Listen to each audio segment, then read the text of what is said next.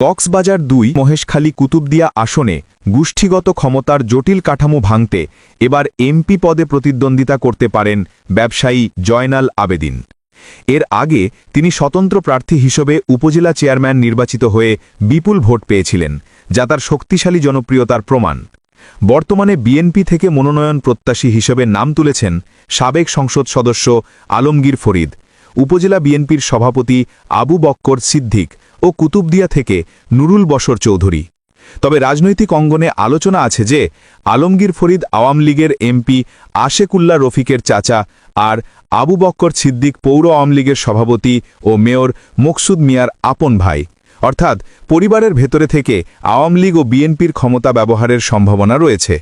অপরদিকে জামায়াত ইসলামী থেকে সাবেক এমপি হামিদুর রহমান আজাদ প্রতিদ্বন্দ্বিতা করবেন, যদিও তিনি পূর্বে এমপি থাকাকালীন সময়ে মহেশখালী কুতুবদিয়া অঞ্চলে উল্লেখযোগ্য উন্নয়ন করতে পারেননি। ভোটাররা এবার নতুন মুখ হিসেবে জয়নাল আবেদিনকে দেখতে আগ্রহী, কারণ দীর্ঘদিন ধরে পরিবারভিত্তিক ক্ষমতার বাইরে জনগণের ক্ষমতা জনগণের হাতে আনতে জনগণ আগ্রহী। জয়নাল আবেদিন সাধারণ মানুষ এবং জনগণের সাথে তার নিবিড় সম্পর্ক তাকে জনপ্রিয়তার শীর্ষে পৌঁছে দিয়েছে। তাই এবছর কক্সবাজার ২ আসনে তার নাম উঠে এসেছে এমপি পদে শক্তিশালী প্রার্থী হিসেবে।